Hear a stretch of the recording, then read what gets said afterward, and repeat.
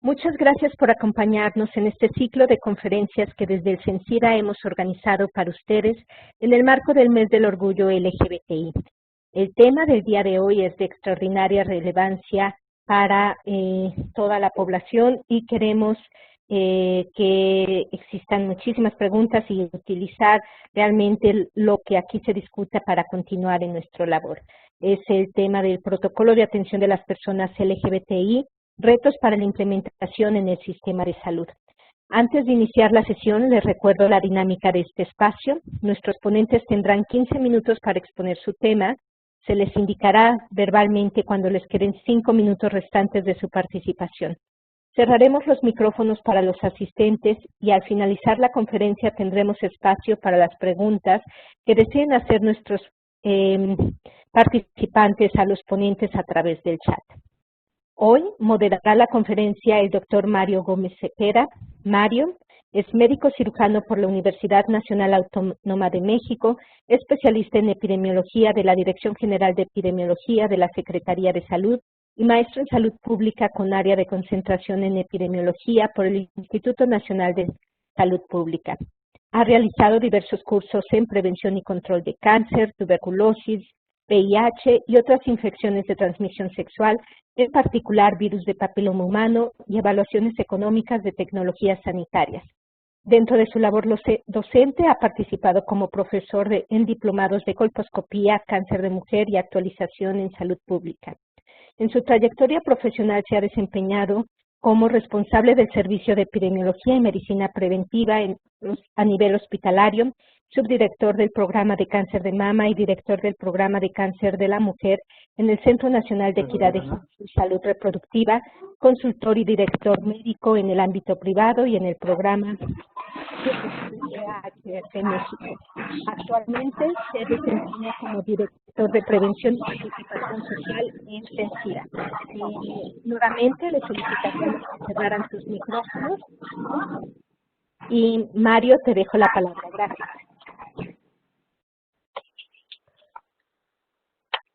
Muchas gracias, doctora, y nuevamente muy buenas tardes a todos y todas, en particular a los panelistas que nos acompañan el día de hoy para este tema tan relevante y de tanto interés para la mejora de los servicios de salud en nuestro país.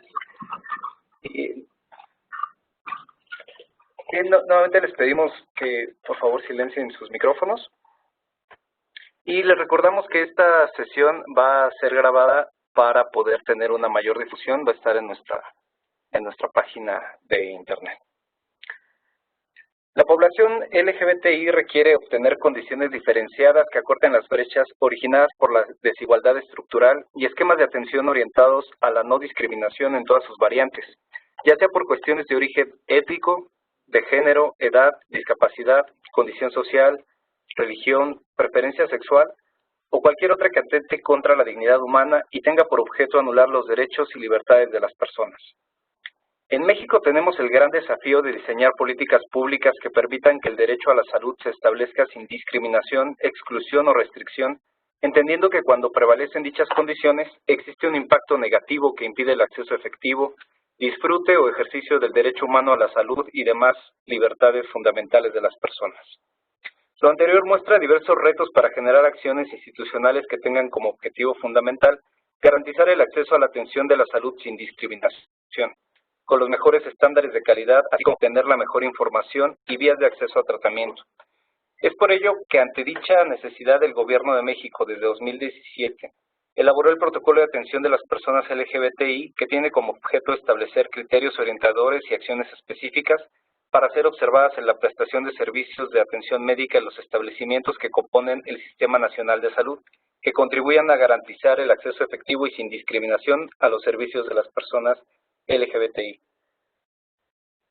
Es por ello que para esta mesa era de vital importancia el poder retomar no solo el protocolo, sino conocer los avances que muchos o pocos haya habido en esta materia y los desafíos que nos plantea para este nuevo programa de acción y para esta nueva administración, el que este protocolo deje de ser solo un discurso y se haga una realidad. Sin más preámbulos, les doy la más cordial bienvenida a nuestros panelistas de este día, Lola de Yabú, Carlos Alberto Alfaro Medel, Juan Carlos Mendoza Pérez y Luis Adrián Quirós, quienes van a presentar desde distintos ángulos su perspectiva de este tema. Iniciaré por Lola de Yabú, quien es originaria del Valle de Santiago, Guanajuato, en México. Actualmente trabaja en varias redes nacionales de defensa de los derechos humanos de las personas que ejercen el trabajo sexual en México y de poblaciones de alta vulnerabilidad. Es técnica laboratorista clínica, programadora analista en sistemas computacionales, técnica en enfermería y médica pasante de pregrado. Es activista social desde hace más de 15 años en el ámbito local, regional e internacional en materia de salud, sexualidad, derechos humanos y laborales. Ha participado como ponente en diferentes conferencias nacionales e internacionales, entre las que destacan la 7ª Conferencia Internacional de SIDA realizada en la Ciudad de México en 2008, entre otros, donde coordinó en el área internacional de organizaciones y de trabajo sexual. Ha sido sistematizadora y recopiladora de la Ley de Identidad de Género publicada en 2015, donde logró subir un punto de acuerdo a la Asamblea Legislativa la creación de un manual de atención a las personas LGBTI. Actualmente es subcoordinadora de las mesas de trabajo de diversidad sexual y de VIH de la Subsecretaría del Gobierno Federal en el área de derechos humanos como representante de la sociedad civil. Representa a la población de trabajo sexual en México ante el Fondo Mundial de la Organización de las Naciones Unidas y coordina varias organizaciones, entre las cuales se encuentran la Agenda Nacional de Políticas Trans de México, donde es secretaria y tesorera, Mujer Libertad AC, Las Tarascas en Busca de Libertad y Monarcas en Libertad AC, entre otras.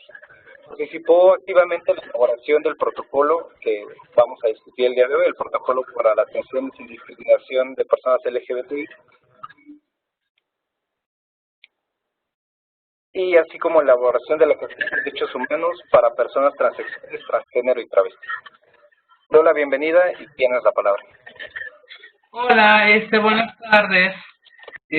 Bueno, una disculpa por un error logístico, no tengo una presentación, pero pues vamos a hablar de un tema donde estoy involucrada. Si me escuchan hablar un poco nerviosa, es que una disculpa, me acaban de venir a agredir unas compañeras aquí a mi oficina y me amenazaron, entonces que sí me quedé un poquito nerviosa. Pero bueno, empecemos. La guía de salud fue una demanda que empezamos en el 2011 en las mesas de trabajo de la CEGOP. En ese entonces eran las mesas de grupos vulnerables y se decidió dividirse en 5 mesas diferentes. La primera era para adultos mayores, la segunda era para ¿cómo se llama? Personas con ¿cómo se llama? Personas, bueno, adultos mayores. Mesa 3 era de orientación sexual y diversidad de género. La 4 era de VIH, la quinta era psiquiátrica, ya me acordé, la segunda era de personas con discapacidad. De hecho, yo inicié en esas mesas por entrar a hablar del tema de diversidad con personas con discapacidad. Entonces, se me invita a platicar a la mesa 3 y a la mesa 4, y fue donde empezamos a exponer toda la discriminación que había de atención en salud pública. Ya ni siquiera nos estábamos refiriendo al tema de VIH porque es una cuestión muy importante. No todas las personas de diversidad vivimos con VIH. Hay una gran cantidad de mujeres lesbianas, en su mayoría, que no viven con VIH, pero que sí eran discriminadas a la hora de ir a los centros de salud, a los servicios de salud pública, porque al momento de decir lesbianas, el trato del médico o la médica cambiaba, o no les ordenaban hacer pruebas, por ejemplo, para el virus de papiloma humano y otras enfermedades que podrían derivar en cáncer cervicouterino, y por lo tanto notábamos que había esa discriminación. Al mismo tiempo, empezamos a exigir que se hiciera un protocolo, sobre todo en las instituciones federales, por una situación que me tocó a mí. Cuando yo fui a un hospital federal a que me atendieran sobre un problema de salud que tengo en una pierna, derivado a un atentado a mi vida, por lo cual vivo con una discapacidad, a la hora de hacer mi historia clínica, obviamente utilizaron mi nombre legal, que lo puedo decir sin problema, Rubén Delgadillo Vargas, pero me ponían Rubén Delgadillo Vargas y luego acompañado de la palabra travesti. Verificar VIH y otros comentarios que yo, como le dije al médico, vengo por una cuestión de salud de mi pierna. Mi estado serológico lo conozco. No veo por qué tengas tú que poner que, ¿cómo se llama? Que soy travesti y que necesitas saber si tengo VIH o no. Entonces, nosotras estuvimos, ¿cómo se llama? Peleando porque se empezara a trabajar un protocolo de atención sin discriminación, donde las personas trans, desde que llegan a un centro de salud, a un hospital, a un servicio público, no se sientan discriminadas, porque muchas veces desde antes que entrar a la, ¿cómo se llama?, al centro de salud o a la institución como tal, ya te estaban discriminando, se te quedaban mirando feo, a la hora que te tenías que escribir y te pedían tu documentación, te empezaban a tratar con pronombres que no nos corresponde, hablándonos de señores, hablándonos con nuestro nombre legal, lo cual para alguna persona trans es muy discriminatorio. Y muchas veces hasta hacían el hincapié. Por ejemplo, recuerdo en una ocasión que yo fui a una clínica del seguro, la enfermera salió, sabía que yo era la persona que seguía y empezó a gritar mi nombre muy fuerte. Y pues obviamente yo me quedé pues un poquito en shock. No contesté. Y todavía me dice y se me queda viendo, tú Rubén, tú, Rubén, eres el que sigues. Entonces, pues obviamente toda la gente se me quedó viendo, hubo burlas, hubo comentarios. Entonces, dejé mi tratamiento precisamente por eso, porque después, la verdad fue una cuestión muy humillante y muchas compañeras les pasaba lo mismo y les sigue pasando lo mismo. Por eso fue necesario el que mediante estas mesas hiciéramos una propuesta de política pública para que saliera este protocolo.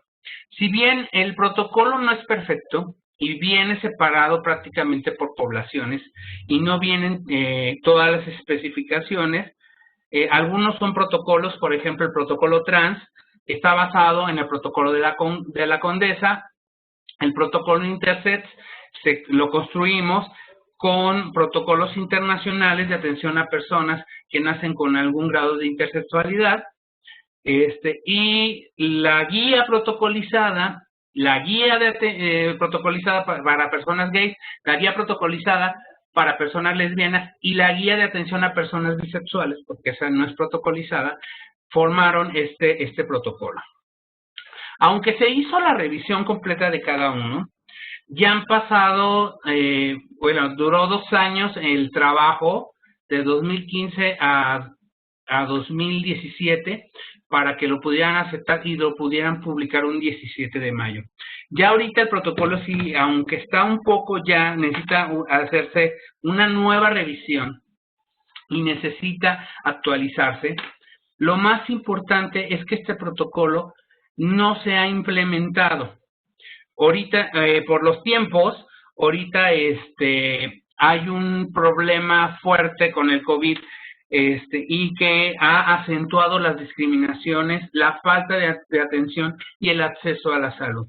Si esto está ocurriendo con la población en general, imagínense con las poblaciones trans. Si de por sí antes la atención en salud para una persona trans masculina, que son los hombres trans, está muy difícil porque obviamente por su anatomía tenían que estar yendo con un ginecólogo, donde son salas donde, ¿cómo se llama? Pues la mayoría de las pacientes son mujeres y me refiero a que están ahí sentados afuera del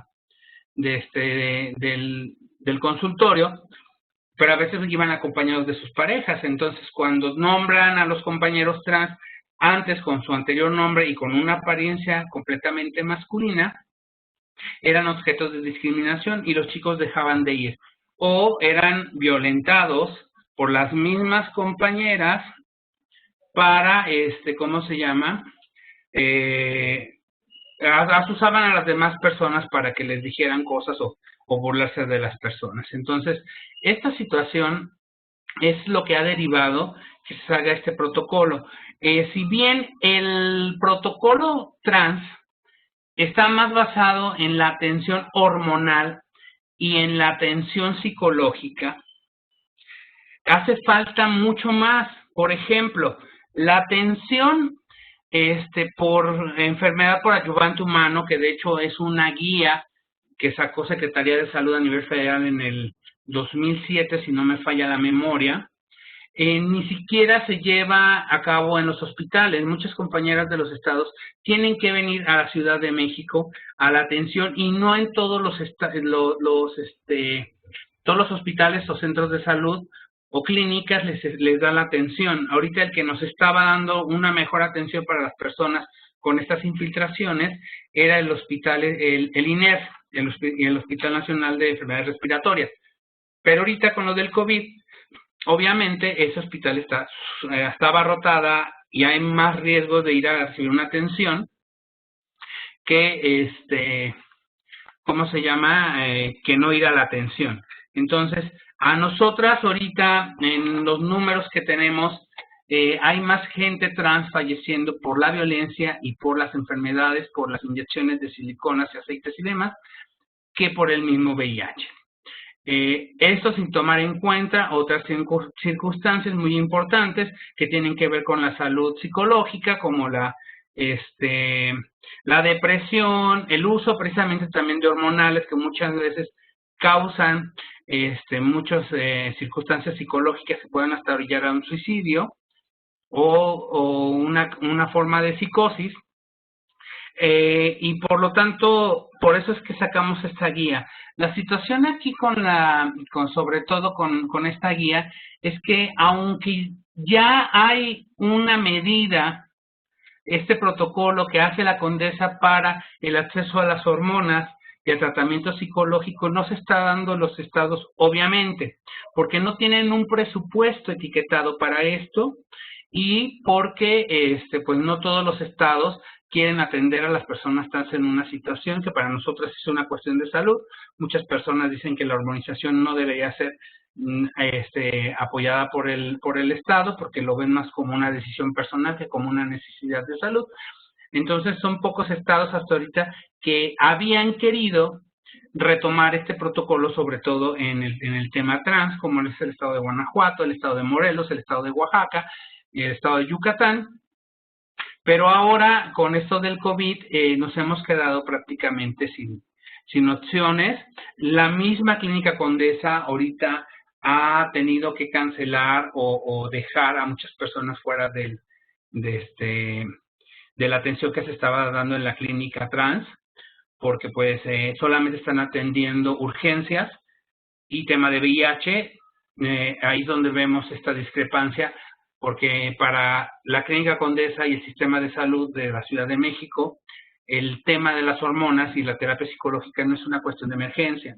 Obviamente para nosotros sí es una cuestión de emergencia, sí es una situación que te puede llegar a costar la vida y no podemos dejar de obviar esto. Y el tema más importante con el protocolo es que no es vinculante, no es obligatorio para los estados.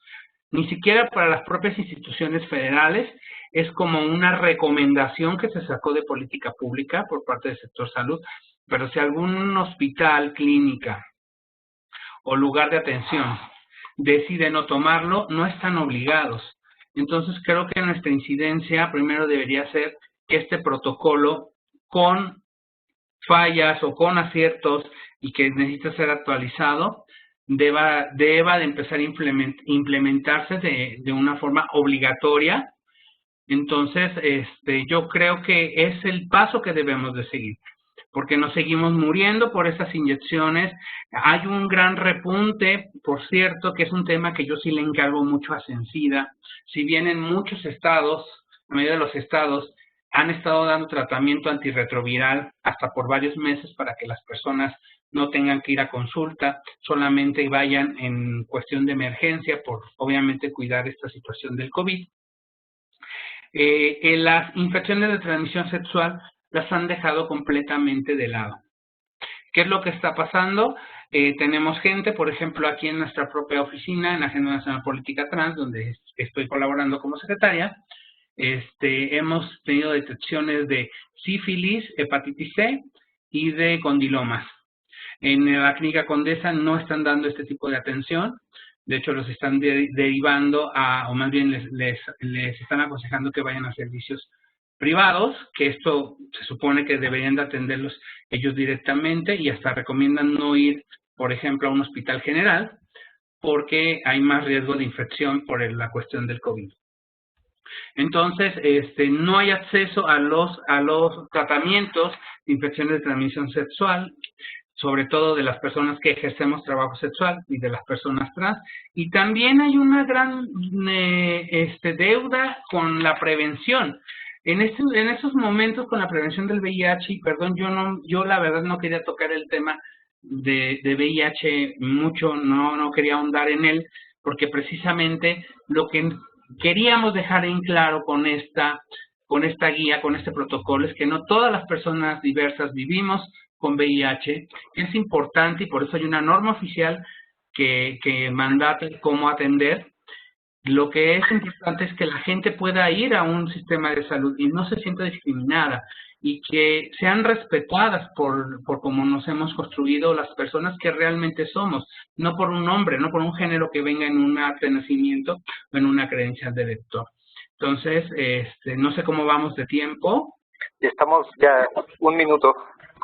Ok, entonces, yo les invitaría, obviamente ustedes como Cencida, que pudieran ayudarnos a hacer una incidencia, no solamente con todo salud a nivel federal, sino con los gobiernos, con salud locales, estatales, para que puedan adoptar este protocolo, porque como dije, si bien no es perfecto y le falta muchísimo para mínimo considerarse un buen protocolo, es un inicio para que se empiece a respetar los derechos de las personas, que no sean discriminadas y sobre todo sea atendida. Muchas gracias.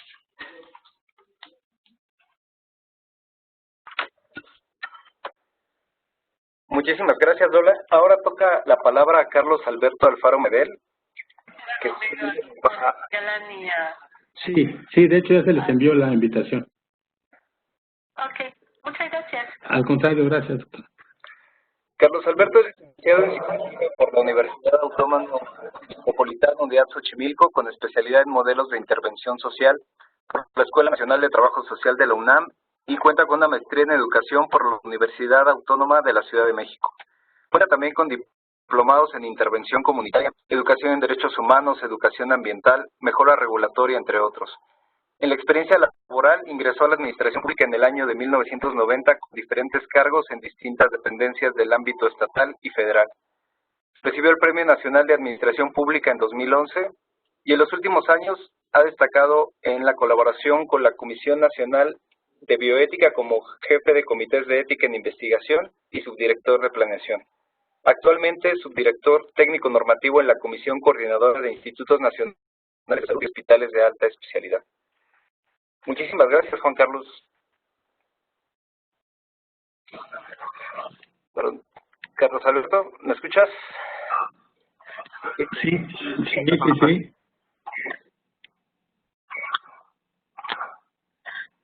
Ahí no veo.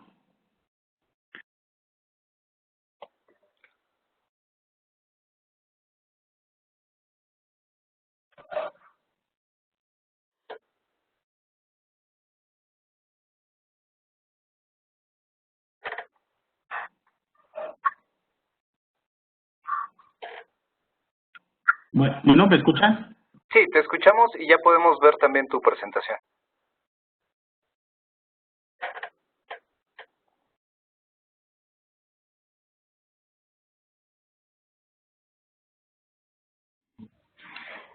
Doctor Carlos Alberto tiene cerrado su micrófono.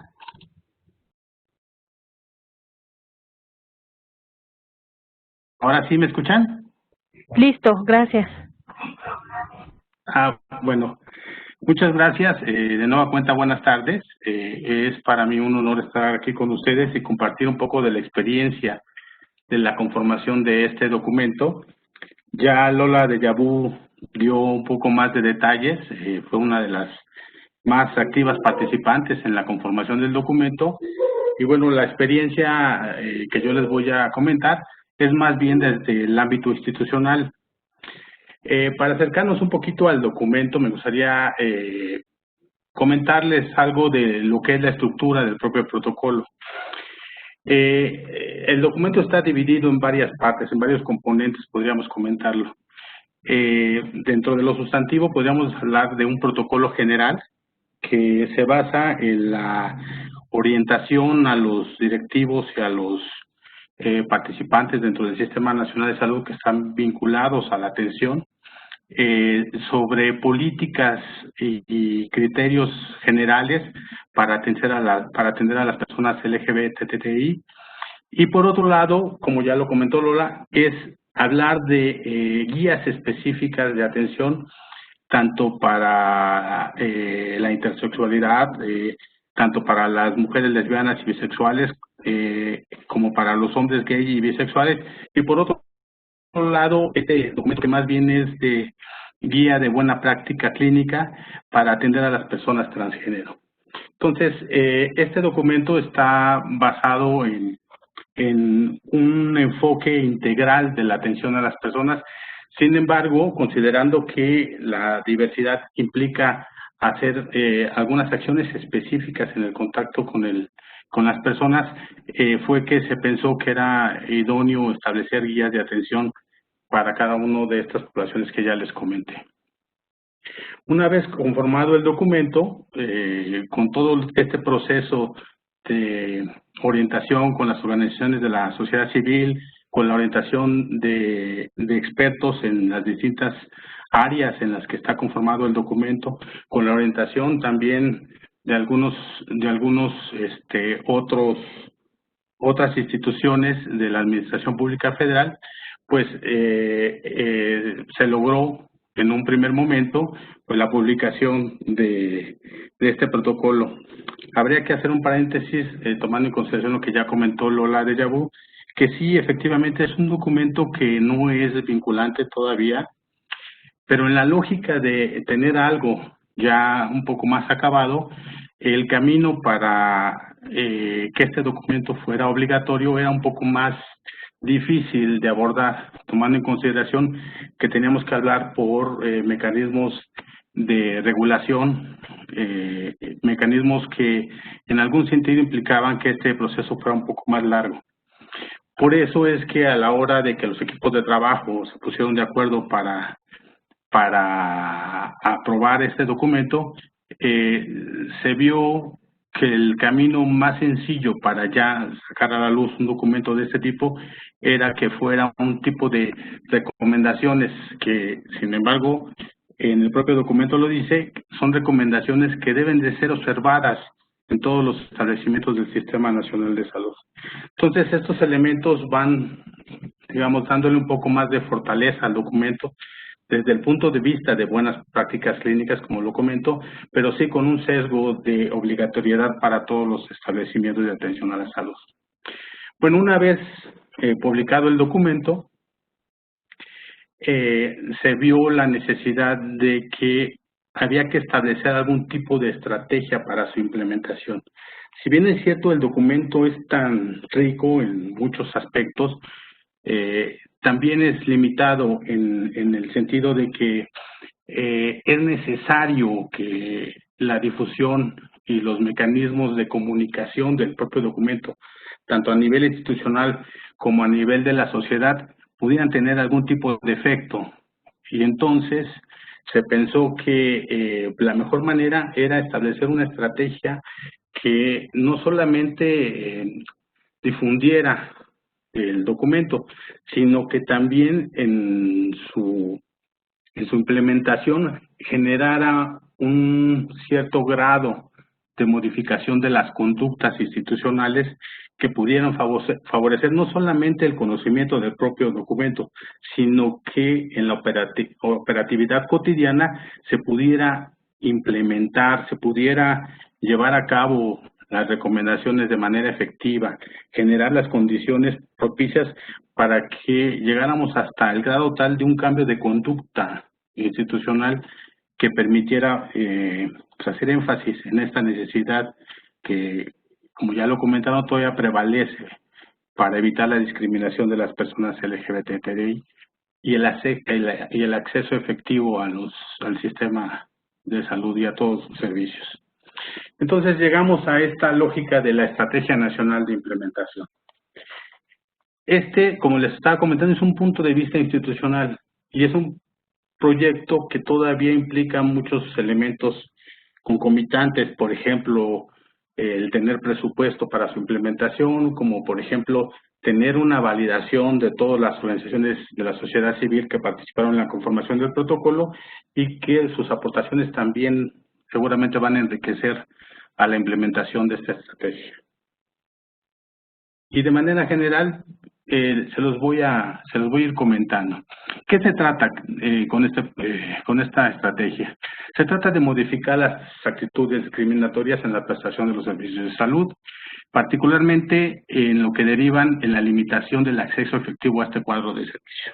Cada que una persona es discriminada, cada que una persona es limitada por sus características físicas, sociales, de creencias, etcétera, cada que esta persona es limitada en el acceso efectivo a la salud, se van generando otras condiciones y otras limitaciones en sus propios derechos humanos. En ese sentido, los objetivos específicos eran, o son más bien, tratar de cambiar la actitud del personal vinculado a la atención de la salud, por un lado.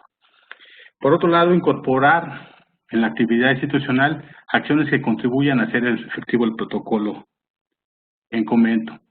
Y aquí es muy importante hacer énfasis en que cuando hablamos de incorporar en la actividad institucional, es incorporar en la propia lógica de las instituciones, en sus propios programas de trabajo, en su propia concepción de sus proyectos de planeación, de sus proyectos estratégicos, la lógica de la necesidad de tener un protocolo de atención como este. Por otro lado, orientar a los directivos sobre estrategias operativas para evitar la discriminación. Y aquí también, aunque más adelante lo vamos a ver, aquí también es bien importante entender que es de vital importancia, por llamarlo de alguna manera, que los tomadores de decisiones en todas las instituciones estén convencidos de la necesidad de implementar un protocolo como el de este tipo. Porque a partir de ello podemos garantizar que las acciones que se van a planificar, todas esas acciones estratégicas, todas esas actividades operativas que se van a planificar, pues van a tener el efecto que se pretende, perdón. Por otro lado, es fomentar la cultura de la diversidad y el respeto a los derechos humanos de las personas de la manera más natural posible. Es decir, en lo cotidiano, incorporar la lógica de la no discriminación, en la manera más cotidiana, incorporar la visión que se pretende desde el protocolo de sensibilizar a las personas sobre la importancia de atender las recomendaciones. Y en esta lógica, viéndolo desde el punto de vista del plan estratégico, se proponen 2 etapas para su instrumentación. La primera es una etapa de difusión, de comunicación sistemática en todo el Sistema Nacional de Salud, de la importancia que tiene establecer el protocolo en la lógica institucional, como ya lo comentamos. Entonces, aquí estamos hablando de una capacitación estratégica a los niveles más altos del Sistema Nacional de Salud, a los tomadores de decisiones en cada estado, a los responsables de los servicios de salud en cada entidad federativa. Y por otro lado, digamos que es una parte ya más operativa, es la sensibilización y modificación de la actividad cotidiana de los servicios. Entonces, estos 2 elementos que se encuentran en algún momento y son complementarios son los que nos van a permitir que este plan estratégico tenga efectos. Para hablar de la primera etapa, habrá que pensar que la diversidad y la dificultad de llegar a todos los rincones del país implica que tenemos que orientar nuestros esfuerzos de una manera operativa, pero de una manera que tenga eficacia. Y aquí estamos pensando que tendríamos que regionalizar al país para, a partir de estas regiones, generar un curso nacional para la comunicación estratégica de estos elementos. Entonces estamos hablando de 5 sedes. En la primera sede estamos hablando de la Ciudad de México con todas las entidades del centro del país. En la segunda sede, el noreste, en Monterrey, las ciudades, las entidades federativas que rodean a esta capital del estado de Nuevo León. Por otra parte, la sede noreste, en la ciudad de Hermosillo, con todos los estados del norte hasta Baja California. La sede occidente, en la ciudad de Guadalajara y los estados del centro occidente del país. Y por último, la ciudad de Villahermosa, en donde podríamos incorporar a los estados del sureste del país. Entonces, aquí estamos hablando de 5 sedes de un gran curso de capacitación para directivos y tomadores de decisiones del Sistema Nacional de Salud, que permita primero generar a partir de este nivel de atención a las políticas públicas, pues los elementos que pudieran en su momento ya dejar transitar los aspectos más operativos de la estrategia. En la segunda etapa, una vez realizada la capacitación focalizada, como ya les he comentado, a todos estos elementos directivos, se llevará a cabo la estrategia operativa a través de, y aquí ya estamos hablando de una planificación más estructurada, que habla de 5 objetivos, 17 estrategias y 51 líneas de acción. Aquí solamente voy a comentar algunos de los objetivos, de los más importantes. Hay el último objetivo que tiene que ver con el aspecto de seguimiento y evaluación de la eficacia de la estrategia, todavía está en proceso de construcción, pero sí vale la pena comentar que dentro de los objetivos, el primero es, me parece el más importante, que es promover un cambio en la actitud del personal vinculado a la atención a la salud, y eso con la necesidad de garantizar que la atención médica sin discriminación a todas las personas LGBTTI, y esto a través de la conformación de programas de sensibilización. Por ejemplo, estamos hablando de estrategias de diseño y implementación de programas de reaprendizaje, en esta lógica de que aquello que se estableció desde el punto de vista social como conductas aceptadas pueden generar nuevos aprendizajes a partir de la interacción y comunicación de nuevas experiencias, nuevas actitudes, nuevas competencias, nuevas habilidades sociales y de comunicación asertiva. Por otro lado, diseños de programas de sensibilización a través de materiales gráficos e infografías de temas vinculados al acceso efectivo a la salud de la población LGBTI que permitan que no solamente los prestadores de servicio, sino que también la sociedad en su conjunto vaya orientando esta actitud que se quiere transformar a un aspecto mucho más asertivo, ¿no? A la no discriminación. También la promoción de estrategias de capacitación no formales en los establecimientos de atención médica del Sistema Nacional de Salud a través de compartir experiencias, a través de modelos de transformación de las conductas que no necesariamente tiene que implicar una capacitación formal, sino que se pueden generar nuevos mecanismos de acercamiento a la problemática y al mismo tiempo de generar estos mecanismos se pueden compartir nuevas visiones de la realidad a través de la experiencia compartida, a través de la orientación en grupos de apoyo, etcétera. Son mecanismos no formales que me parece que tienen mucho que apoyar en esta estrategia. En un segundo momento se plantea incorporar en los programas de trabajo a los establecimientos de atención a la salud actividades que contribuyan hacer efectiva la observancia y de lo establecido en el protocolo a partir de acuerdos interinstitucionales. Aquí estamos hablando de la incorporación un poco más a nivel de política pública de aquellas instituciones que pueden aportar y apoyar desde el ámbito de su competencia a generar acciones complementarias para ser incorporadas a los programas operativos institucionales, asimilar los criterios establecidos en el protocolo y convertirlos en algún momento como acciones obligatorias para ser observadas. Y aquí estamos hablando de la incorporación de los grandes componentes del Sistema Nacional de Salud, como el IMSS, el ISSSTE, las propias secretarías estatales, evidentemente la Secretaría de Salud Federal como la gran coordinadora, pero es ir articulando esfuerzos de los diferentes componentes del Sistema Nacional de Salud para que la gran estrategia se lleve a cabo. Hablamos también de fomento y creación de actividades institucionales en materia de no discriminación en la atención a la salud, que puedan hacer, ya lo comentaba un poco hace un momento, ser asimiladas de manera natural por las propias instituciones, es decir, incorporar estos elementos a sus programas institucionales, a sus programas de corto, mediano y largo plazo, que puedan, a través de acciones ya específicas, garantizar que todos estos elementos que se mencionan en el protocolo se puedan hacer efectivos de manera operativa. Y evidentemente estamos hablando del seguimiento y evaluación de las actividades programadas en materia de fomento de la cultura, de la diversidad y del respeto a los derechos humanos en los establecimientos de atención médica del Sistema Nacional de Salud.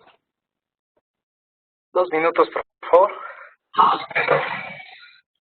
También hablamos de lograr la aplicación de los criterios establecidos en el protocolo para el acceso a discriminación a partir de fomentar la participación de grandes aliados que a lo largo de otros procesos han ayudado, han apoyado en materia de derechos humanos, como son los comités hospitalarios de bioética, impulsar la actualización también, que es otro elemento fundamental de todo este encuadre de normatividad y guías de buenas prácticas que alineados a lo que establece el protocolo o emparejados desde el punto de vista normativo, pueden garantizar que todos estos elementos se hagan posibles.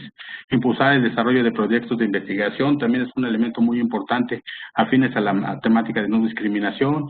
Y, por otra parte, la gestión de actividades para la observancia de criterios establecidos en el protocolo. Aquí no voy a detener mucho, pero de lo que se trata es de fomentar en todo el personal que elabora en los establecimientos de atención médica del Sistema Nacional de Salud la cultura de respeto a los derechos humanos. Todos estos elementos pues van a abonar de alguna u otra manera que esto se lleve a cabo.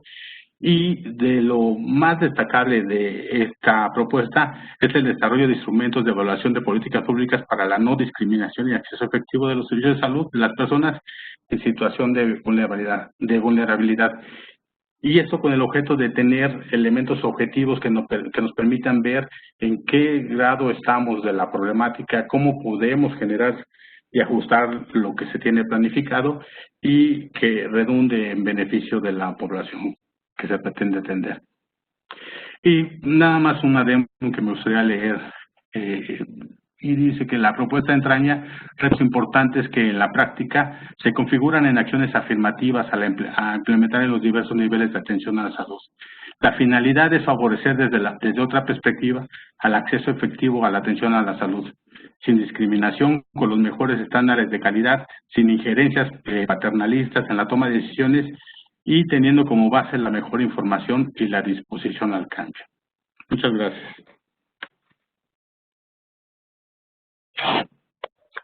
Muchas gracias, senador.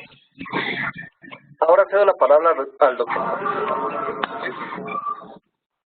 Él es licenciado en Biología, estudió una maestría en Ciencias de la Salud con área en Epidemiología y es doctor en Ciencias en Salud Colectiva. Ha cursado diplomados en VIH, Derecho a la No Discriminación, Ciencias de la Educación, Jóvenes, Sexualidad y Derechos y Diversidad Sexual. Es activista social en materia de VIH, diversidad sexual y derechos humanos y ha colaborado durante 17 años en distintas asociaciones civiles de la República Mexicana.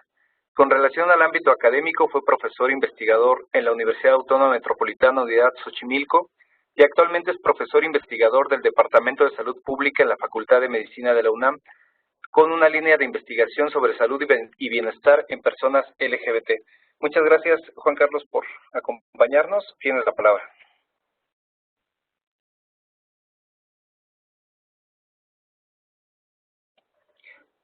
Aún tienes tu micrófono en silencio, hijo. Ya, ahí está.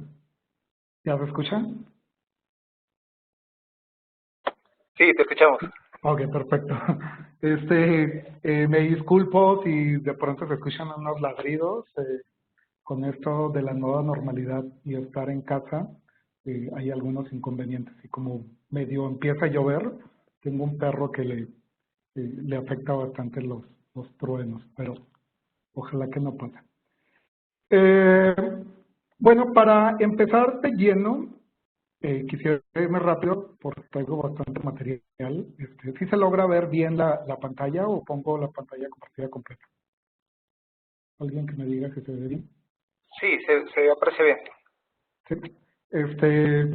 Quisiera presentarles, más que hablar del protocolo, bueno, traigo algunas cosas del protocolo, pero quisiera hablar también de algunos puntos que hemos estado realizando desde la Facultad de Medicina. Les cuento que yo trabajo en el Departamento de Salud Pública y estoy consolidando o intentando consolidar mi línea de investigación, que es en salud y bienestar LGBT. Y hoy me puse a leer, decía Lola que hay que actualizar el protocolo y resulta que ya hay una actualización en 2020. Entonces, no sé, habría que hacer todavía más actualizaciones porque se modificó el año pasado, se modificó otra vez este año. Entonces, yo creo que va a ser un proceso de construcción y de modificación constante. Y algo que me llamaba la atención es, no voy a presentar todo el protocolo porque ya la idea es que la gente vaya y lo busque, pero se habla sobre que los establecimientos deberán sensibilizar al personal médico. Con establecimientos se refieren a las instituciones de salud. También hablan que hay que garantizar la aplicación de los criterios orientadores. Esto es que cualquier personal médico o cualquier profesional de la salud en una institución pues tendría que aplicar el protocolo. Aquí lo curioso es, ¿conocen el protocolo? ¿Se saben el protocolo? Luego hablan que la atención médica se debe tomar en cuenta, que los estudios diagnósticos que se vayan a mandar a hacer y complementarios deberán estar basados en los antecedentes médicos y familiares, pero también que tengan en cuenta la orientación o preferencia sexual de las personas, así como las variaciones intersexuales. ¿Qué es esto? Cuando tú atiendes como médico o como médica, vas a tener que tomar en consideración aquellas características de las personas. En este caso, hay bastante literatura que las personas LGBT enfermamos de forma distinta que la población no LGBT. Y eso no es porque seamos extraterrestres o marcianos, sino es debido a las condiciones que enfrentamos por el hecho de ser personas LGBT. Yo, estando en la Facultad de Medicina, he escuchado y he tenido grandes discusiones, sobre todo con estudiantes, hablando que ellos deberían de aprender a atender desde una forma general, porque todos somos humanos, todos tenemos un cuerpo biológico. Y de pronto les cuesta bastante trabajo entender estas particularidades que tienen una determinación social. Y entonces me parece como muy interesante que el protocolo diga esto, asumiendo que el personal médico sabe cuáles son las diferenciaciones en salud que tenemos las personas LGBT. Habría que hacer una encuesta si realmente las personas que atienden saben cuáles son las particularidades en salud. No hay que perder de vista que la base para esta discusión tendría que ser el artículo 1º constitucional. La idea es buscar la no discriminación y el artículo 4 constitucional, que es la protección de la salud. Bajo estos dos artículos tendrían que ser los ejes rectores de nuestra discusión.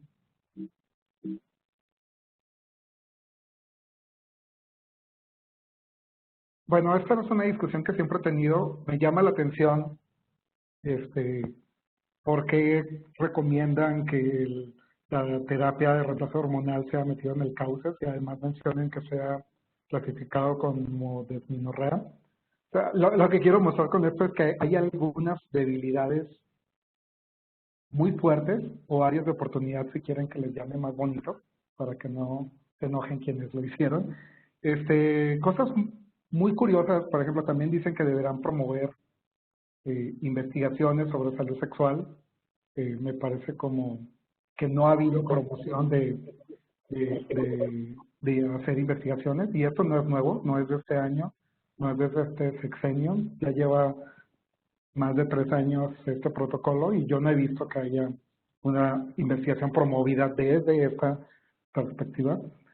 Piden que se cuente con un especialista en endocrinología para que atienda, en este caso, a personas trans o incluso personas intersexuales. Pero aquí yo pondría sobre la mesa, curiosamente, en las facultades de medicina no se enseña cómo atender a personas trans desde el ámbito de la endocrinología. Entonces, ¿cómo le pides a un servicio de salud que tenga a alguien que atienda desde el aspecto de la endocrinología cuando no tiene la capacidad técnica para atender? No sabe qué recetar y no sabe qué dar. Y finalmente, y respecto a este tema, me preocupa un poco, si ustedes hacen una búsqueda en el protocolo, pónganle por control F, y buscan el término o los términos capacidad resolutiva. Aparecen 9 veces en las distintas guías o en las distintas orientaciones que tiene, tanto para hombres que tienen sexo con hombres, para personas trans, para adolescencias e infancias. ¿Qué es esto? Prácticamente está diciendo que si tú no puedes y si no está dentro de tu normativa, pues no lo vas a hacer. Entonces, ya lo decían que no tiene un carácter vinculante y a mí me parece entonces pues que es un protocolo de buenas intenciones. Pero las buenas intenciones en el gremio médico no cuentan. Entonces, esta es una breve crítica, y sí lo considero como una crítica, a que es un protocolo sin dientes, sin capacidad de alcance y con bastantes debilidades. Si lo vemos desde el lado positivo, pues qué bueno que existe al menos, pero si lo vemos desde el lado operativo, pues es como si no existiera. Dicho esto, me voy a ir un poco más rápido. La discriminación es vigente a pesar del protocolo. Esto es un testimonio recolectado en redes sociales. Tengo permiso de la persona que escribió esto para comentarlo. De hecho, cuando lo leí, le dije, oye, permíteme retomarlo, porque esto creo que es un ejemplo muy bueno para discutir las necesidades de atención a la salud de personas LGBT. Rápidamente dice, es un hombre trans que va a solicitar terapia de reemplazo hormonal al IMSS. Y él cuenta, dice, la médica te dice súbitamente, aquí no se da tratamiento hormonal a ninguna persona trans. Le explicas que tienes conocidos trans que llevan su tratamiento en otras clínicas del IMSS sin problema. Ni siquiera has terminado de hablar y la médica ya está negando con la cabeza, invalidándote. Te dice, si a alguien trans se le está dando ese tratamiento en el IMSS, es fuera de la normativa. Y agrega, en estos casos están fuera de control. ¿Qué es esto? Sí, efectivamente, si yo voy y solicito como hombre trans, como mujer trans, terapia de reemplazo hormonal al IMSS, me van a decir que no.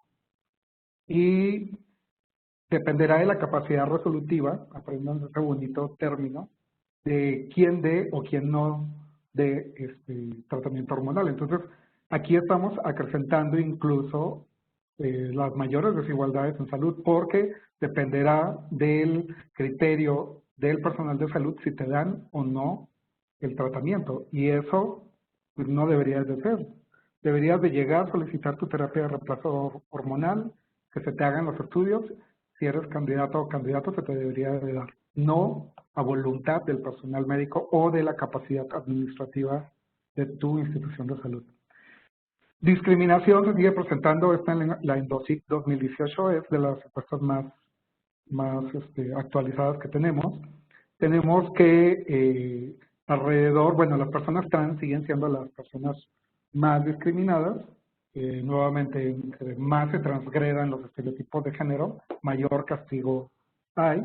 Los menos que son violentados son los hombres bisexuales. Sin embargo, tenemos entre un 5 a un 24% de reporte. A mí me preocupa es que, lo que a mí me preocupa es ni siquiera es discutir si es mucho o bajo el porcentaje.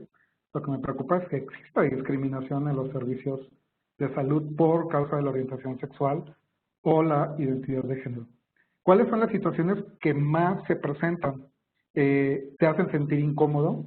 Si se fijan aquí, la mayoría de lo que se vive son lo que se conoce en la teoría como microagresiones, que son violencias esporádicas, casi imperceptibles, son sutiles, y las que menos se presentan son, por ejemplo, los malos tratos, humillaciones, que son cosas un poco más evidentes, o incluso si ustedes ven, ni siquiera hay como violencia física. Entonces, muchas veces se dice, bueno, no lo insulté, no lo corrí, pero este tipo de agresiones tienen también impacto. Entonces, la pregunta del millón es, ¿quién le enseña al personal médico o a todas las personas profesionales de la salud? ¿Quién les va a enseñar el protocolo? ¿Quién les dice que discriminar está mal? Y estoy hablando sobre todo a personal activo. ¿Quién les va a enseñar? Porque ya no lo vieron en su facultad. No lo van a ver tampoco en sus procesos de formación, de contratación. Y finalmente, ¿quién les enseña a las personas que enseñan? Entonces, están hablando que van a dar cursos, pero ¿quién enseñó a esas personas que van a dar cursos? ¿Quiénes son las personas que van a dar los cursos? ¿En qué momento es ideal educar a las y los profesionales de la salud? Porque ahorita prácticamente este protocolo tiene más como fin resolver más que prevenir. ¿A quién le toca dirigir? Esa es una incógnita. Yo no soy experto en el sistema público. Si alguien me ayudaría, ¿a quién le toca dirigir esta estrategia? Le toca dirigir a la Secretaría de Salud como tal, a la Secretaría de Educación Pública, le toca a CONAPRED, que en este caso pues debería estar aquí. ¿Quién vigila y quién castiga? No podemos castigar porque no es de aplicación obligatoria, pero entonces nuevamente, si yo quiero lo hago y si no lo quiero no lo hago. Ante este panorama medio desconsolador, las acciones que nosotros proponemos, yo le apuesto bastante a que esto se debe solucionar desde las facultades de medicina. Desde ahí tendríamos, y estoy hablando de profesionales de la salud, yo me voy a enfocar solamente a un pequeño rubro que es de la parte de la medicina, del médico o médica tratante. Sé que hay parte de la nutrición, odontología y otros profesionales de la salud. Yo me voy a enfocar en este caso a la clase médica. Este es un naciente trabajo, y lo digo naciente porque todavía estamos en pañales, somos un bebé de proyecto. Inicia en 2018 en el Departamento de Salud Pública, que es cuando yo entro a trabajar. Traigo la línea de investigación desde que hice mi licenciatura y afortunadamente se me permitió seguir trabajando en este tema en la Facultad de Medicina. Y ahora que lo pienso, qué terrible que diga que afortunadamente se me permitió, ¿no? Eso habla también que tenemos como inconscientemente, digo, hasta doy gracias que se me permite trabajar con estos temas. Pero bueno, eso habla también de un contexto discriminatorio en el que vivimos. Tiene un enfoque formativo y de investigación. Formativo, ¿por qué? Porque la idea es justo trabajar con estudiantes de medicina, pero también con profesionales de la salud que ya egresaron. Y la idea es también generar elementos de investigación para poderlos utilizar. Es interinstitucional porque es importante aclararlo. La investigación, la línea de investigación soy solo yo y mis alter ego. Entonces no puedo trabajar yo solo, nadie más en la facultad trabaja estos temas.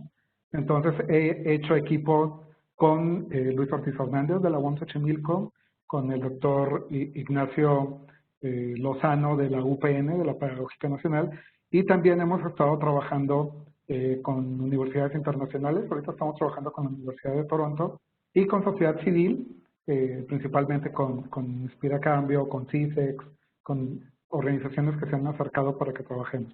Y muy importante, también es una línea sin presupuesto. Como soy nuevo, no accedo todavía a presupuesto, pero les quiero presentar un poco del trabajo que hemos hecho.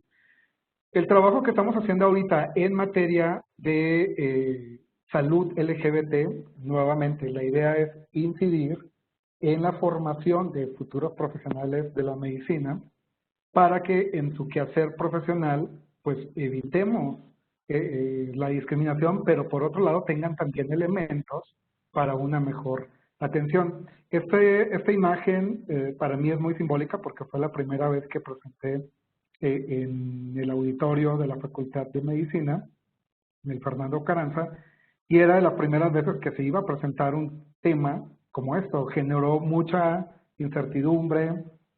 Algunas de mis compañeras, principalmente mujeres, tenían miedo de lo que fuera a pasar. Y todo salió bien. Digo, desde la imagen fue como provocadora y era como el escándalo. Estoy hablando del 2018, no estoy hablando de los 1900. Estoy hablando del 2018. Aquí hablamos sobre la salud de personas transgénero, travestis y pansexuales. Hemos hecho otros conversatorios. Esta es una actividad de difusión. Creemos que generar estos espacios donde los estudiantes, el público en general pueda preguntar con toda confianza con especialistas que les puedan resolver. También intento que haya un punto donde haya una discusión intersectorial. Yo siempre he pensado o he dicho que las instituciones públicas, en este caso las universidades, deben de estar accesibles y disponibles para todas las personas, no solo para la comunidad estudiantil.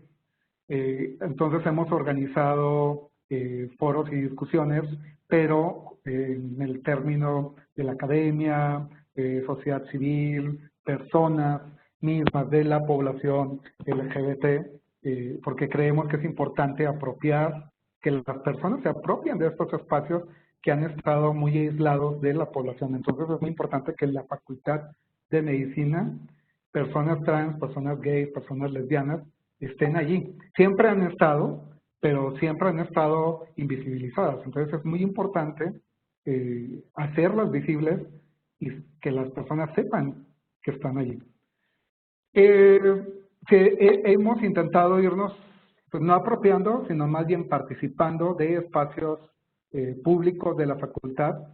Pareciera que algunas actividades son muy sin chiste, yo lo sé, pero con la historia que tiene la Facultad de Medicina, siendo una institución conservadora, estos pequeños espacios, créanme que son ganancia. Esto es el periódico Mural. Allí presentamos un trabajo sobre algunas tips o alguna información sobre buena atención, mejores prácticas para atender a personas LGBT. Yo estaba en la planta baja de la facultad, era grande. Para nosotros fue como muy bueno haber presentado esto. En otra de las tareas que tenemos en formación de profesionales de la salud, así como de otras áreas, tenemos ya 2 años que organizamos seminarios de formación y sensibilización. Son seminarios de 4 sesiones, de alrededor de 2-3 horas cada sesión. A mí me parecía interesante ahorita que platicaban sobre los futuros cursos y me parecía como, más bien me preguntaba, ¿cuánto tiempo van a durar? Con una capacitación piensan que se va a lograr sensibilizar a alguien. Lo que nosotros hemos tenido en experiencia es que una persona, sobre todo una persona homofóbica o transfóbica, que abundan en los servicios de salud, con una plática no se logran sensibilizar, no logran cambiar. Entonces las estrategias tienen que ser continuas, con un reforzamiento. Y también hay que ver que hay personas que jamás van a dejar de discriminar. ¿Qué se va a hacer con eso?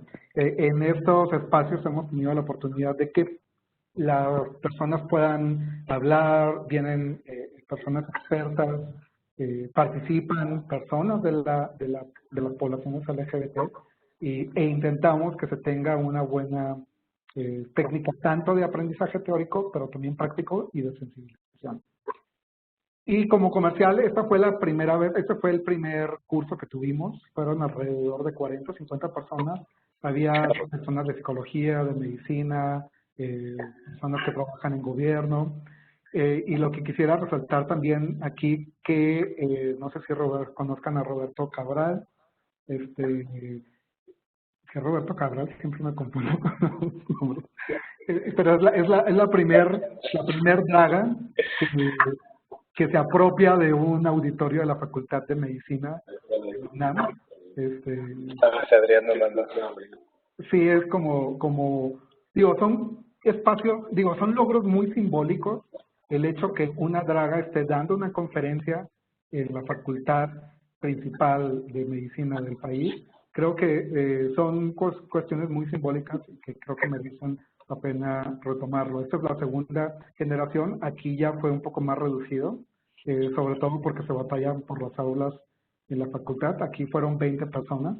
Entonces tenemos en total en 2 años al menos 60 personas capacitadas. Es muy importante también decir que esto no tuvo costo. La facultad, es cierto que a pesar de que yo no tengo un presupuesto como para todo esto, sí facilita y con las instalaciones, que eso también es una gran ayuda. ¿Qué otras cosas hemos hecho en la línea de investigación? Bueno, nos dedicamos a la investigación. Por ahora, nuevamente, es como un poco pesado el trabajo porque solo soy yo, este chicharito. Entonces voy muy lento, tampoco puedo decir que tengo una producción masiva como otros y otras investigadoras que hacen en masa, pero tienen presupuestos muy altos. Pero con lo poco que hemos tenido y con la colaboración interinstitucional hemos publicado, esto es en mi trabajo allí en la facultad, artículos sobre principalmente discriminación y cómo afecta la salud de las personas LGBT. En el primero fue de adolescentes, está en colaboración con la doctora Cecilia Gallet de Flaxo. Casi no hay evidencia de adolescentes, por cierto. Las adolescencias las tenemos muy olvidadas. Otro artículo que tampoco hay mucho de evidencia en, ya dicen que se agotó mi tiempo, entonces me apuro. Este es el más reciente. Y finalmente, esto ya nada más para cerrar, que me parece muy importante, es nuevamente tenemos que incidir en la prevención. ¿Cómo se previene? Pues educando a el personal médico desde su formación. Cuando ya egresaron va a ser un poco difícil, no imposible. Entonces, esta es la última propuesta que tenemos. Todavía está en revisión, esperemos que algún día pase, como una materia optativa que se pueda llamar elementos básicos para una buena práctica en la prevención de la enfermedad y atención a la salud de personas LGBT. Y aquí nada más quiero dejar un reto. Esto, o esta reflexión, esta línea de investigación está creada desde el interés personal, desde mi propia vivencia como hombre gay y también mi interés en términos de investigación. Yo solo quisiera dejar al aire es que esto depende del interés personal, pero ¿qué sucede en el resto de las facultades cuando a nadie le interesan estos temas? Cuando no hay recursos, ¿quién lo va a hacer? ¿Cómo influimos para que en las facultades de medicina se aborden estos temas? ¿Cómo se obliga a una institución autónoma o privada a introducir estos temas? ¿Quién está obligado allí a meterse? Secretaría de Salud, SANSIDA, CONAPRED, Secretaría de Educación, Gobernación. Yo solo quisiera, nuevamente yo no soy experto en el sistema público, yo solo quisiera dejar esas preguntas. Y hasta allí termino. Muchas gracias, Juan Carlos. Finalmente, pero no por ello menos importante, tenemos al profesor Luis Adrián Quirós. Él es profesor de Educación Física egresado de la Escuela de Educación Física de la Ex Unión de Repúblicas Socialistas Soviéticas, fundador de la organización Derechohabientes Viviendo con VIH del IMSS hace 18 años.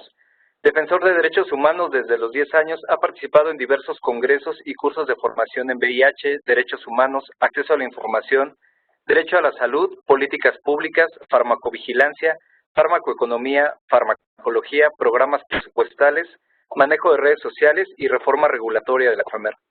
Colabora en el grupo de expertos de elaboración de la Guía de Medicamentos Antirretrovirales de México de uso obligatorio desde hace 18 años.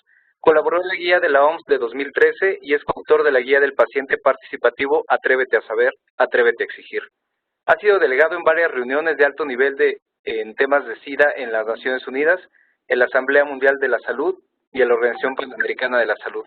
Es cofundador de la Red de Acceso de México, una red conformada por organizaciones de diversos padecimientos que inciden en políticas públicas de salud. Muchísimas gracias, Adrián. Por favor, tienes la palabra.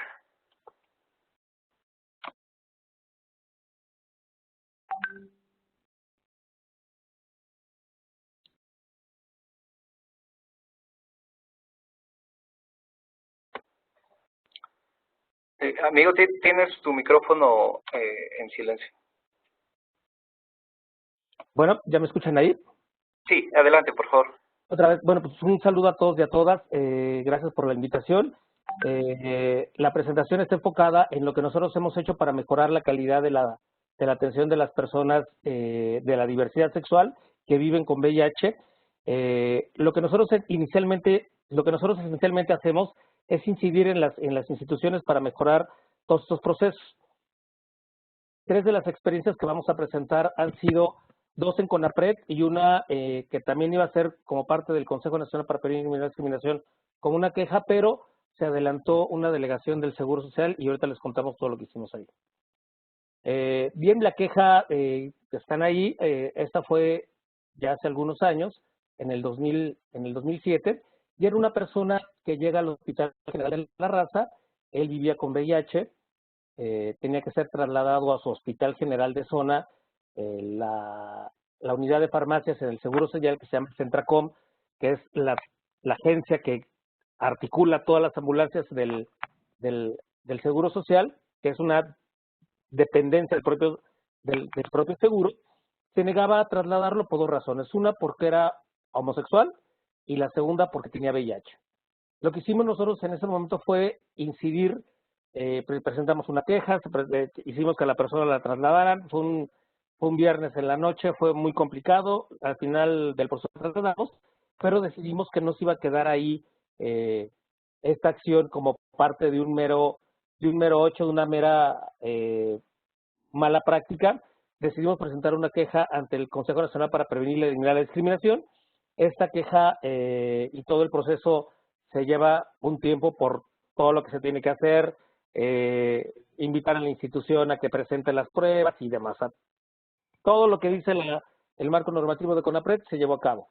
Lo interesante es que al final de este proceso, del proceso conciliatorio, que ojo, esto es algo que hace muy bien la ley de CONAPRED, genera procesos conciliatorios obligatorios con las instituciones, no como lo que hace la CNDH, que genera recomendaciones y que son nada más acciones de buena voluntad que no llevan absolutamente a nada.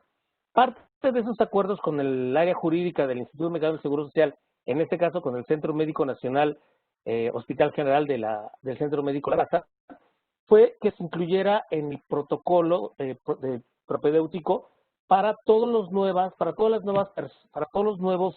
estudiantes de medicina que cursaran por esa unidad el curso de no discriminación con un componente de preferencias sexuales y de VIH. Fue muy interesante porque ahí nos dimos cuenta de la capacidad cuando alguien quiere hacer bien las cosas. Cuando se lo comentamos al entonces director de esta unidad, al doctor Jaime Saldívar, nos dice, está bien, pero ¿por qué no hacemos algo mucho más interesante? Y hagamos que el protocolo quede instalado de capacitación en el área de enseñanza. Y de esta manera podemos tener a lo mejor 2 cursos monográficos. Cuando se lo comentamos al doctor Herrera, que en ese momento era el director de enseñanza de este hospital, de uno de los que compone La Raza, nos dijo, no, yo creo que esto es algo sumamente importante y eso lo tenemos que dejar implementado para priori. Ya han pasado muchos años y hoy todavía el curso se sigue dando, CONAPRED sigue participando de este propedéutico y es el primer hospital escuela en América Latina, y sí lo podemos decir así, donde se genera un cambio de política pública para mejorar el tema y poner en la enseñanza de los médicos, de los futuros médicos, el tema de la no discriminación, de la discriminación por preferencias sexuales y la discriminación por VIH. Ha sido muy enriquecedor porque creo que esto nos lleva a que sí se pueden hacer las cosas desde otro lado, sí se podían hacer las cosas de otro lado y se podían hacer bien. Y desafortunadamente hay mucho trabajo, hay que darle seguimiento, pero es interesante cuando sí pueden quedar las cosas bien instauradas.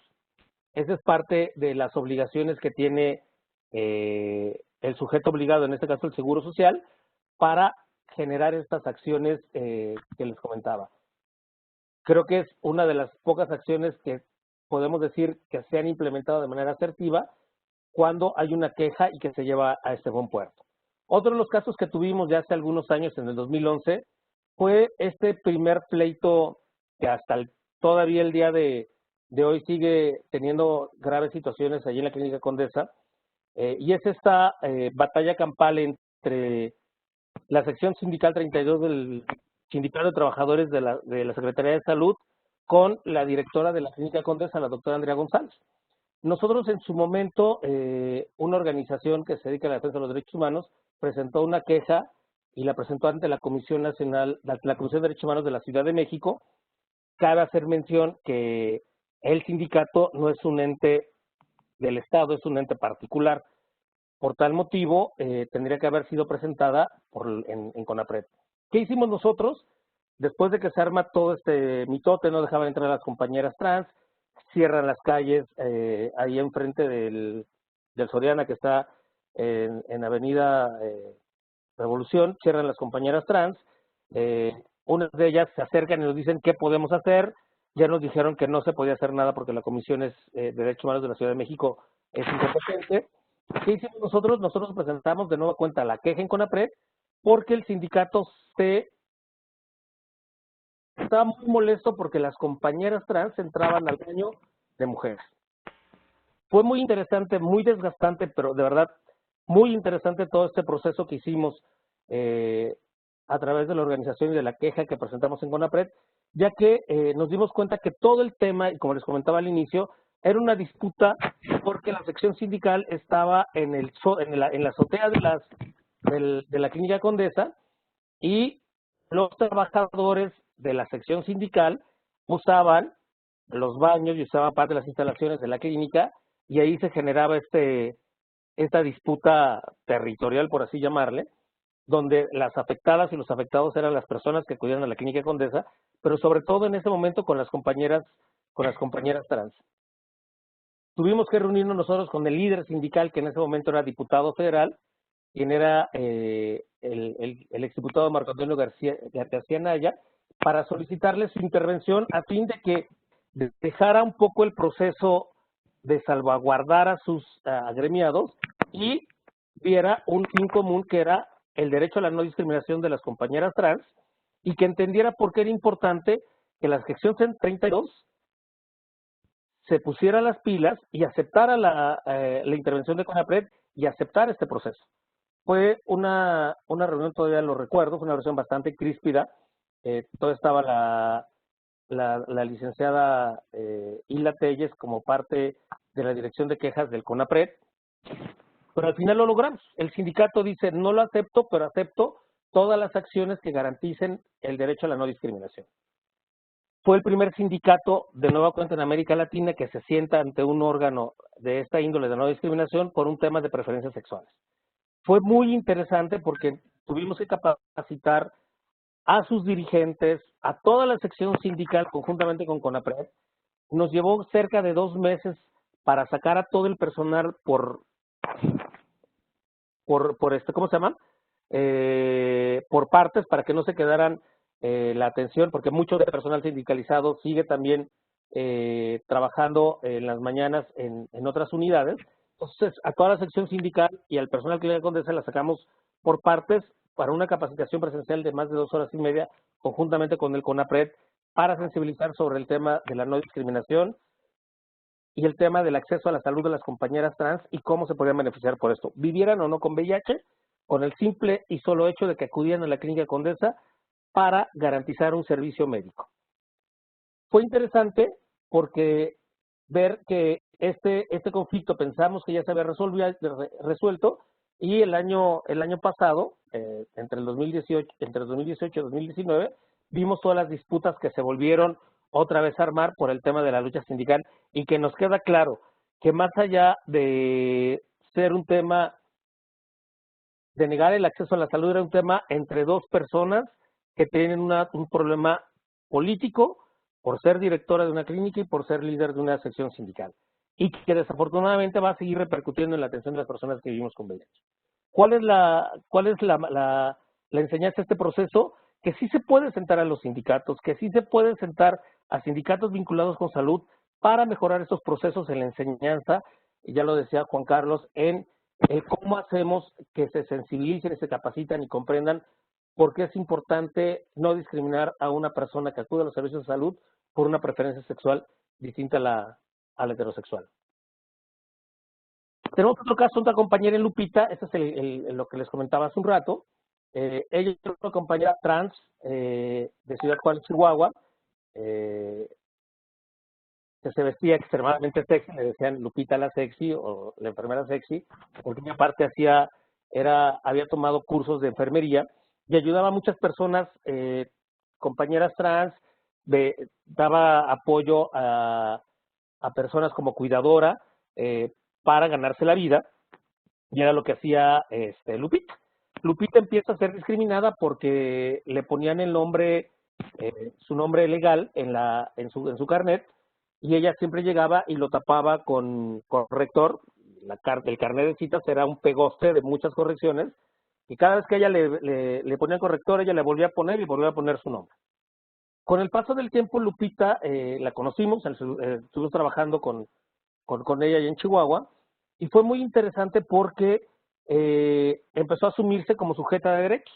Entonces, cada vez que era discriminada, presentábamos una queja. Cada vez que le pasaba algo a Lupita, poníamos una queja. Cuando no era porque llegaba con las uñas pintadas, cuando no era porque llegaba con minifalda a atenderse al Seguro Social, cuando no era porque alguien de los camilleros le echaba algún piropo, alguna de las compañeras de trabajo social, de las asistentes médicas, le echaban carrilla y la dejaban hasta el último.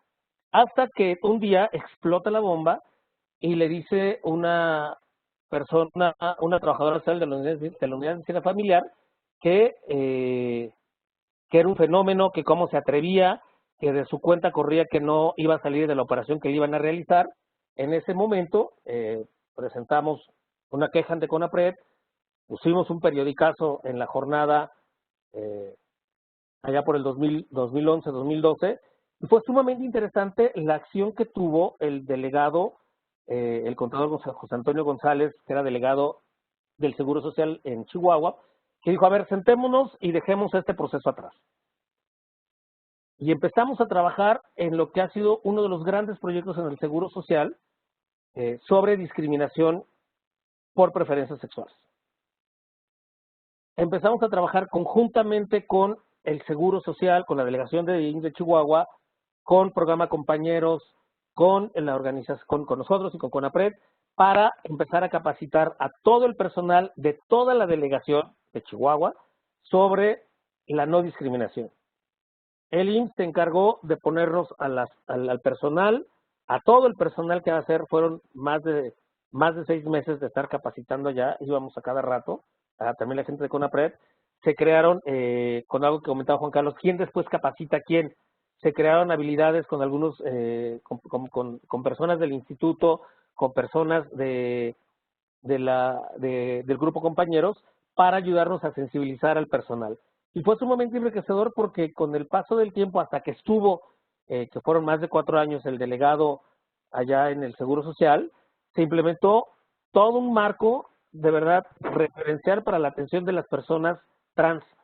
Algo que empezábamos a hacer era que esta experiencia se trasladara a nivel federal, pero desafortunadamente con los cambios de gobierno, con los cambios de las posiciones políticas, el delegado lo mandan a otro lado, y es cuando comprendimos que si no queda instalado como parte de una política pública, como parte de un programa específico, cada acción que llevemos al traste, cada acción que llevemos se vira al traste. ¿Por qué? Porque no está vinculado como tal. No hay nada que lo respalde de la institución. Yo he estado leyendo sobre el protocolo, ya tuvimos una sesión que nos presentaron a través del Comité de Prevención del CONACYDA, del cual formo yo parte ahorita por ser vocal de CONACYDA, y algo que nosotros sí deseamos es, tenemos que garantizar que el protocolo quede realmente vinculado al sistema de salud. Solamente en México hay 2 guías que son de uso obligatorio, que es la de VIH y la de cuidados paliativos. Creemos que el protocolo de atención tiene que estar sancionado para que sea de uso obligatorio por el Consejo de Salubridad General, porque si no, de verdad, yo no le veo esta carta de buenas intenciones y que reconozco el trabajo de todas y de todos de los que han estado ahí haciendo, pero creo que le falta cómo agarrarse realmente de la política y de un programa de gobierno para que esto quede y lleve a buen puerto. Si no, de verdad, va a seguir siendo el sueño guajiro. Es importante que se agregue en la currícula médica de la currícula de capacitación de las áreas de enseñanza de las instituciones. Recordemos que todas las instituciones tienen un departamento de enseñanza, que tienen, ojo, presupuesto, y que otra parte que también aprendimos de todo este proceso. Los sindicatos están ahí muy bien afianzados por el tema con las jefaturas de enseñanza. ¿Por qué? Porque para los médicos o para el personal de salud que toma cursos dentro de las instituciones, primer punto, les genera puntuaciones al final de cada año para darles incentivos. Genera recursos para poderlos implementar, se pueden generar materiales y es la manera perfecta en la que se podría estar capacitando a todo el personal. Yo de otra manera no le veo cómo, después de haber escuchado ya en 2 ocasiones todos los objetivos y la manera en que lo quieran implementar, yo creo que si no nos agarramos de ahí, y yo ya se los había recomendado, no va a pasar absolutamente nada. Desarrollo de un programa piloto, es muy importante tener una muestra pequeña para saber qué tenemos que generar, qué tenemos que mejorarlo, cómo lo tenemos que medir, para ir relanzarlo y que realmente las instituciones se comprometan.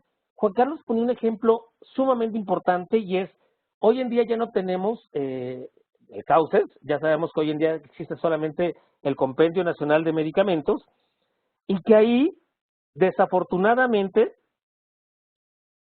cuando un medicamento se incluye y nada más está para el fin de lo que está incluido, el médico tratante no lo puede recetar.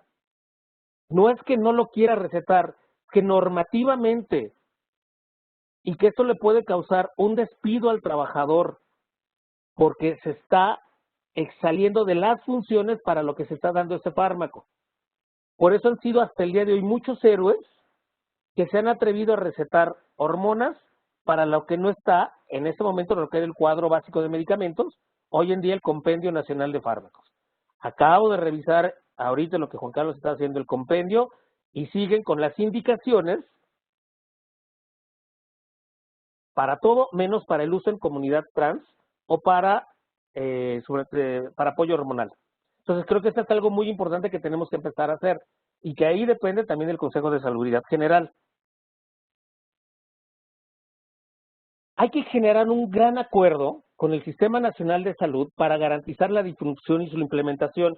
Y de verdad, yo no veo cómo, si no es a través de la obligatoriedad de estos procesos. Tenemos que vincularlo al programa sectorial de salud de este sexenio, que es parte de la materia de la instrumentación de toda la política pública transversal en salud. Pero aquí hay otros actores, está CONAPRED, está la Secretaría de Educación Pública, está y tiene que estar Gobernación, la Comisión Nacional de Derechos Humanos y todas las instancias que tengan que ver y que tengan programas de acción específico. Porque ahí lo que tiene que haber, ya hay algo que se llama presupuesto para poder ejecutar con indicadores cómo se ha implementado y cómo se ha mejorado este proceso. Sin eso, de verdad, sigue siendo un sueño guajiro y una buena voluntad y un trabajo excepcional de muchos de los que han colaborado, pero yo no le veo por dónde. Y lo hemos estado viendo con todo el tema de los medicamentos antirretrovirales, lo hemos estado viendo con otros temas de medicamentos o de insumos para la salud. Para que se pudieran comprar acciones específicas para material COVID, el Consejo de Salubridad General tuvo que salir con un decreto del Consejo de Salubridad General para hacer estas compras extraordinarias, que se comprara por fuente única y no por licitación. Es decir, que la Secretaría de Hacienda no tuviera nada que ver y que lo pudiera salir a comprar el IMSS, todo lo que compró, y el INSABI. Entonces creo que es bien importante el por qué sí tiene que ser sujeto de obligatoriedad este documento y por qué tendría que estar ahí, porque eso le daría un carácter totalmente vinculatorio y obligatorio. Y aún más tendría un peso si esto va acompañado de una estrategia con la Secretaría de Educación Pública, porque alguien tiene que empezar con todos esos programas de estudio. A veces le queremos dejar todo a salud y yo no veo en qué área tendría que encargarse de hacer todo este proceso de capacitación. Imagínense ustedes cuántos miles de trabajadores hay en todo el Sistema Nacional de Salud, incluyendo a la Federación. O sea, los monstruos, IMSS, ISSSTE, INSABI, hospitales generales regionales, más todo el aparato de primero, segundo y tercer nivel, porque ojo, la atención es transversal.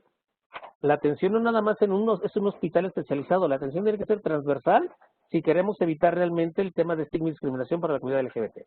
Desde las UNEMES hasta los hospitales de tercer nivel o de alta especialidad, como son Nutrición, ILINER, el INCAN y demás.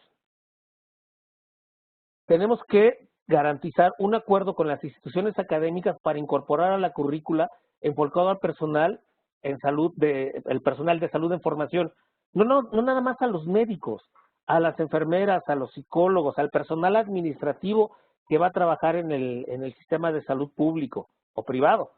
Sería una gran ganancia también empezarlo a llevar a la parte privada.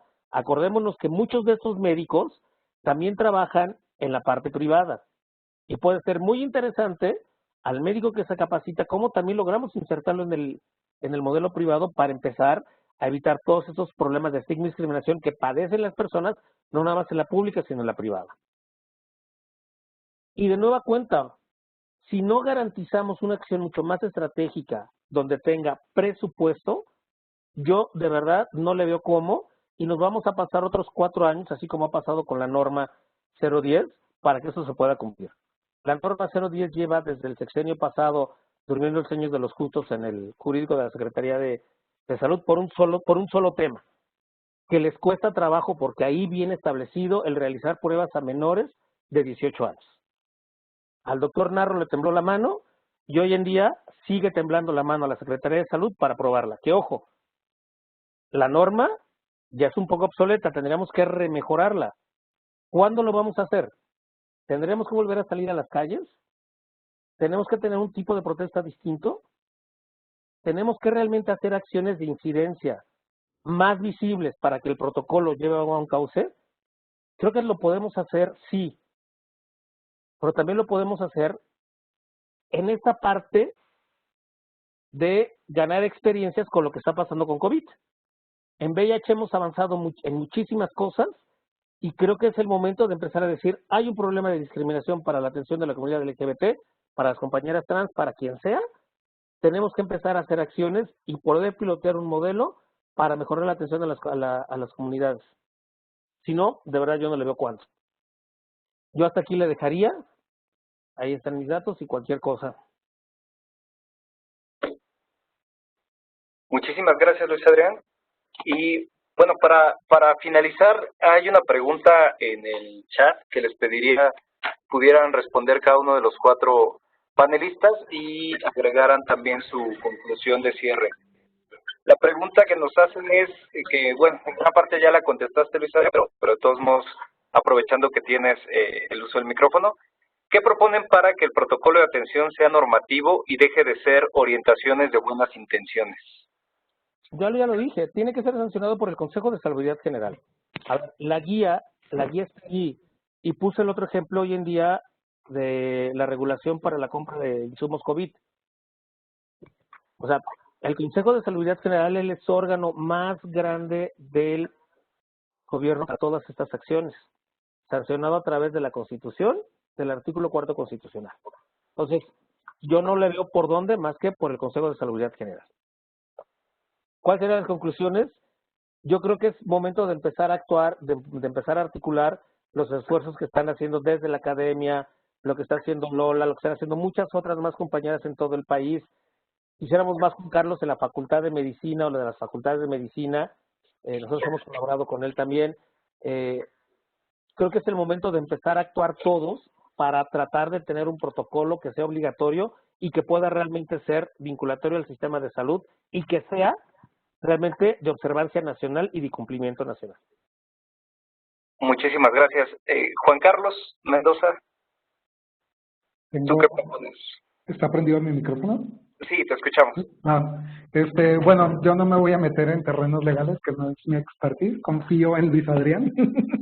Si es el Consejo de Salud quien tenga que deliberar, que lo delibere.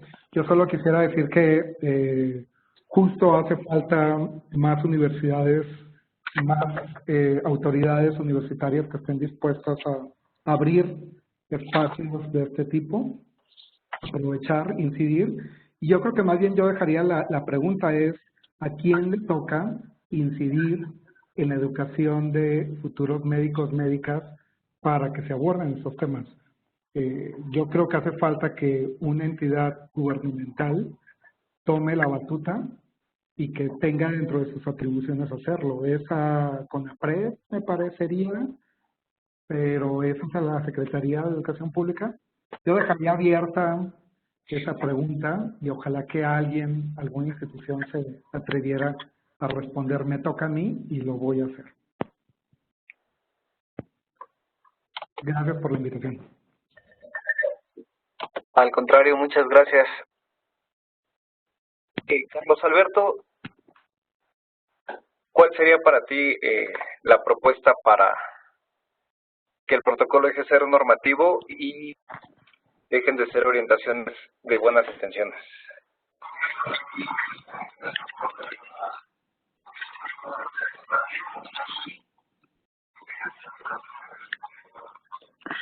Sí, habrá que reconocer que es difícil llegar a establecer un documento con estas características de carácter normativo. Habrá que tomar en cuenta el protocolo para generar algún otro elemento, otro protocolo, pero ya de carácter normativo, porque las características de este documento vienen a ser, como ya lo comentaron, recomendaciones que pueden ser observadas o no, aunque en su naturaleza la idea es que fueran observadas para todo el Sistema Nacional de Salud. Y me uno a cada una de las cosas que han comentado, particularmente lo que tiene que ver cómo generar un presupuesto que haga factible la implementación de una estrategia de este tipo. Y por otro lado, ya lo comentó Juan Carlos, cómo hacer operativo en cada uno de los elementos que componen toda esta configuración de escenarios, las universidades, las instituciones públicas y todos los elementos que son concomitantes a la problemática de la discriminación en la atención de la salud.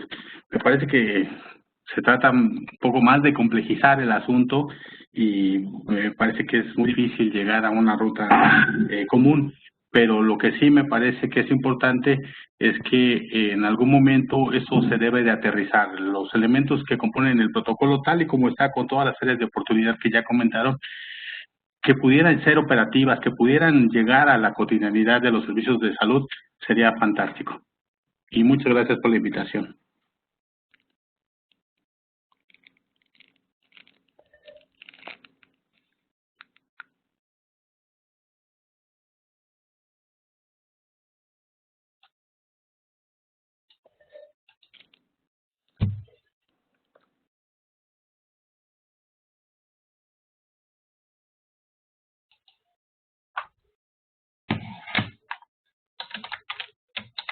Sí, está teniendo problemas con el secretario, pero Lola, creo que faltaba su opinión. Sí, bueno, yo en primer lugar, Yo sí quiero retomar lo que mencionó Juan Carlos, de que también hay que ver desde la formación médica. Yo como médica interna de pregrado, cuando yo llevé mis materias, nosotras vimos, bueno, me tocó ver cuando todavía la transexualidad, porque es la única identidad trans que se maneja, era como parte de una patología. La actualización de los estudios, de cómo se llama, de las materias y de todo el programa de estudios que llevan las universidades, están quedando muy retrasados. Entonces, desde la formación de los nuevos médicos, como sus propios maestros, porque la mayoría de las universidades no son docentes, son médicos que les dan clases a los futuros médicos y que también ya vienen con un estigma y con una discriminación que forman a los nuevos médicos. Entonces, sin tomar en cuenta otras situaciones, como lo mencionó Luis Adrián, que por ejemplo a los médicos se les olvida que son servidores públicos, pero si ya están en un sindicato casi es imposible meterte con ellos y si te discriminan pues no pasa nada y llega a pasar cosas como cuando Condesa la tomó un sindicato y no querían dar el acceso a las personas a la atención y que tuvimos que ir a la sociedad civil pues a sacar al sindicato porque pues es nuestro derecho a nuestra salud. Entonces, creo que también sería bueno no crear un nuevo protocolo, que por cierto, es su tercera edición, no es su tercera actualización, es diferente la edición a la actualización o a la revisión del mismo. Sigue siendo el mismo, tiene los mismos errores, hasta de dedo que tenía cuando en ese momento estuvimos participando. De hecho, me pusieron en los créditos, y perdón por decirlo, nada más como Lola de Yabu, tengo apellidos, y esa hincapié se lo hice cuando hicieron la nueva actualización y no lo hicieron. Y pues fuimos muchas organizaciones de las diferentes orientaciones y de diferentes identidades. Y por ejemplo, también una cuestión muy importante es que a la gente, sobre todo de diversidad sexual, se le olvida que existen los caracteres sexuales, las personas intersexuales, aquellas personas que hemos sido mutiladas prácticamente desde el momento en que nacimos y se nos asigna un género, hablando quirúrgicamente, y que no se nos deja desarrollar como realmente quisiéramos. Entonces, ese es un tema muy importante aquí en México, porque no se toca. El médico o los padres son los que deciden si mutilan a una persona intersexual o le asignan un género. Por eso es importante que se conozca y se haga obligatorio este protocolo.